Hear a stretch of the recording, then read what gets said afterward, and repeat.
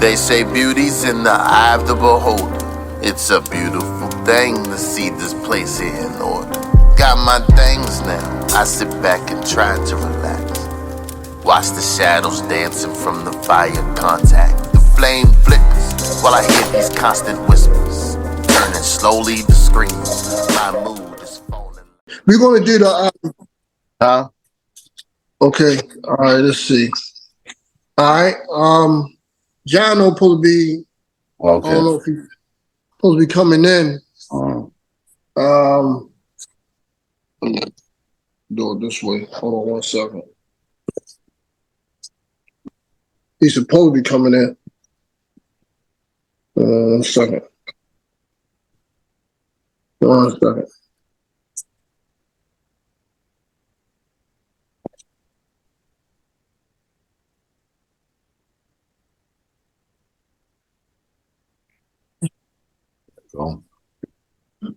Peace, salam, salutations. This is your host, Adam Mill. I'm with my co-host. That's it, cuz the governor. And Quan Bizzo, you know what's up. Right. This is GUESSILLSAY podcast. We're going to start with Elon Musk, but we're going to work our way, segue into like Scott Adams. I believe that's his name. The cartoon artist of Dilbert. Dilbert, yep. Elon has been in the news lately a lot, right? And I overheard someone say he's like they compare him to Kanye West. I can see the comparison in certain things, right? Being reckless in his behavior. That's what a lot of guys that billionaires are, wealthy, they think that their money and assets could make them do whatever they want to do, right? What they choose to do.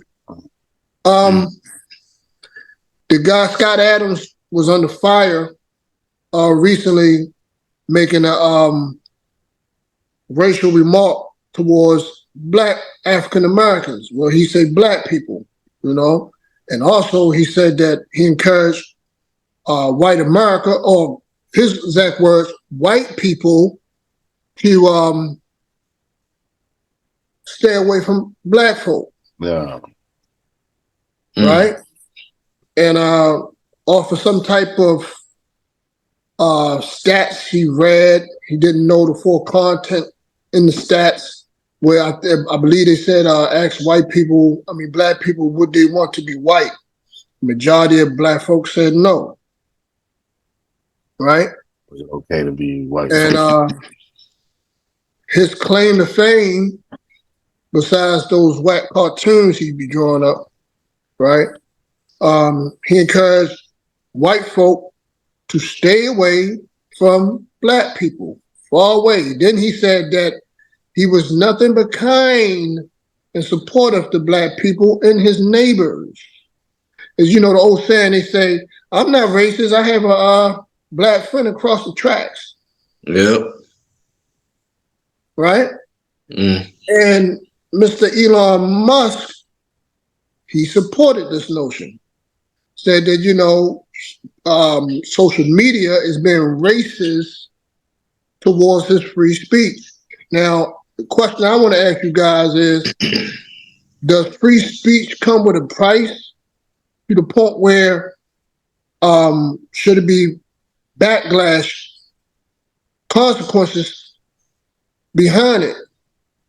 And the second question is a run-on question, two-part. The second question is, Scott Adams, should he have, and I heard they took down his cartoons, should they take other endorsements from him? Should they clear his bank account out like they did Kanye West?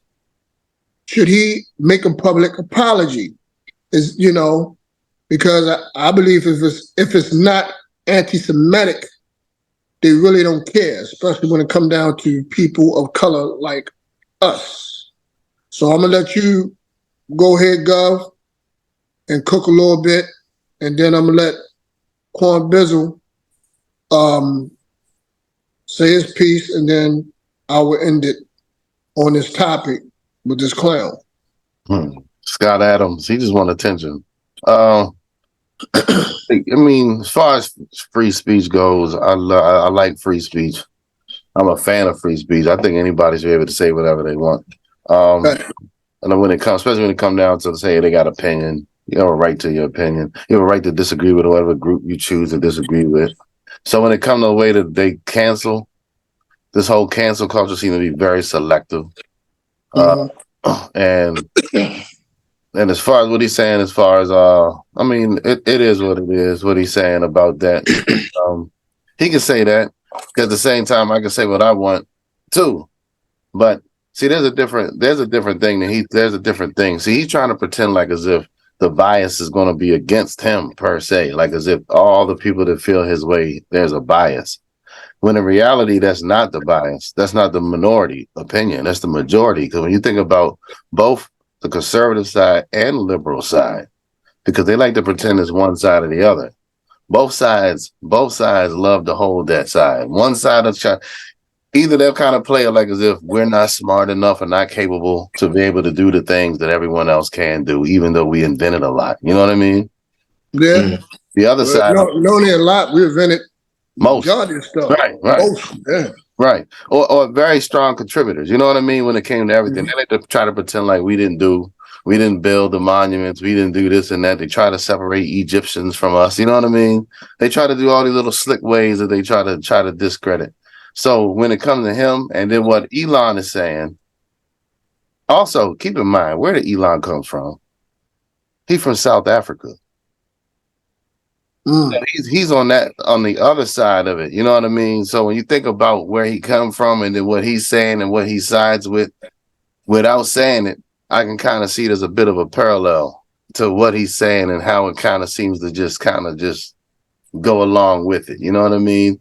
Didn't his father own diamond mines? Think so. I don't know. And didn't they come out with a movie called Blood Diamonds? Yep.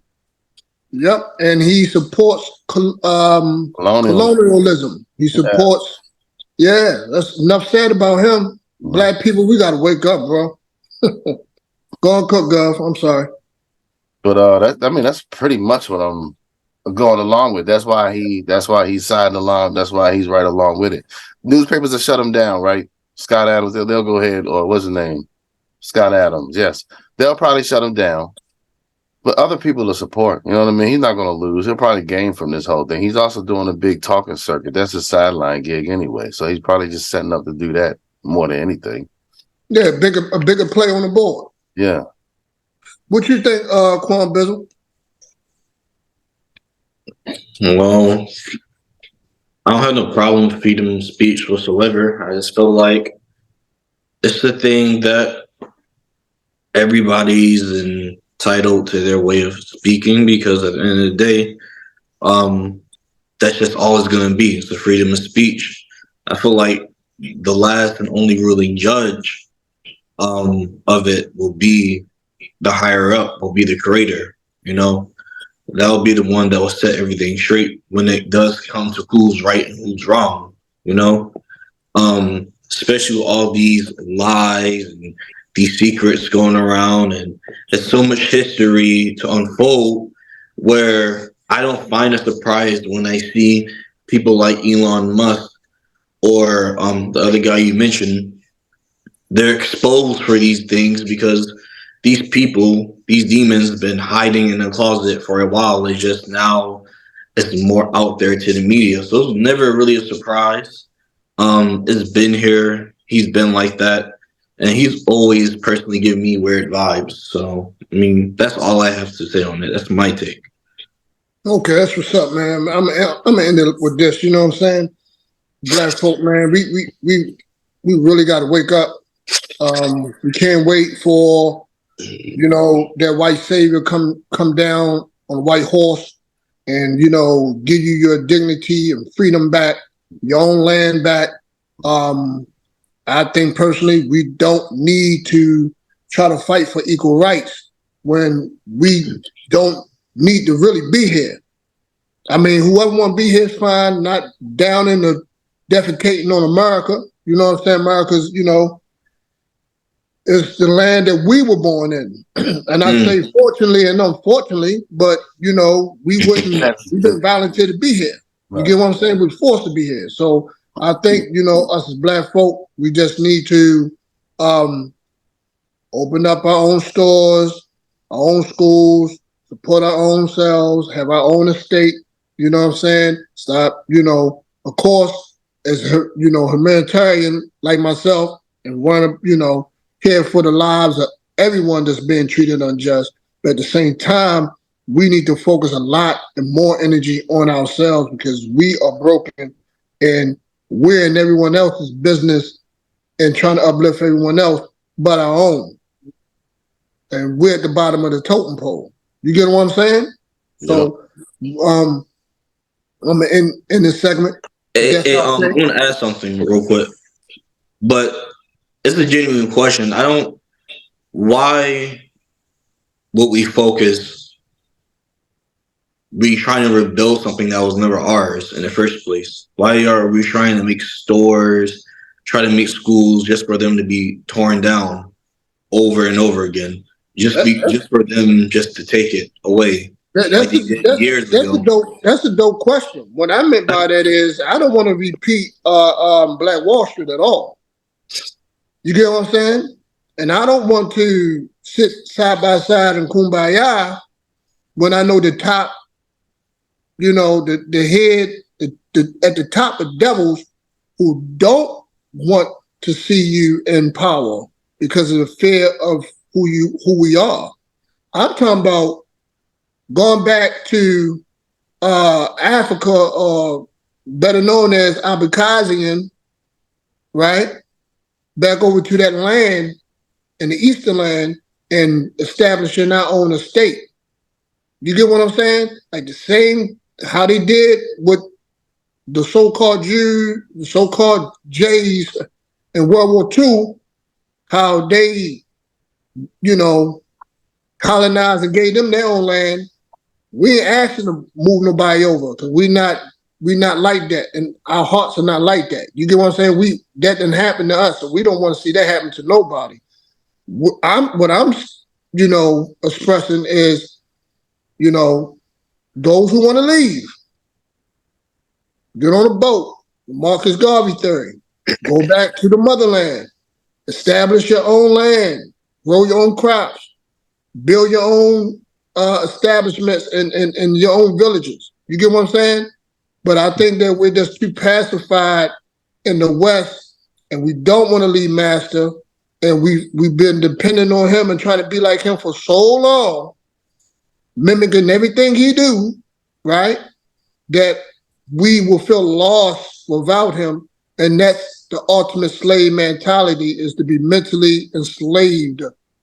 You get what I'm saying? Because I think the whole civil rights movement was about trying to be like the white man, except for leaving the white man.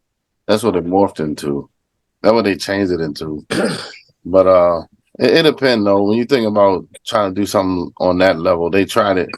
But the only way Israel worked was because it got backed by the whole UN. You had all that money that was going behind all of that to establish that. And I doubt that they would ever put that same type of spirit to try to put us over there.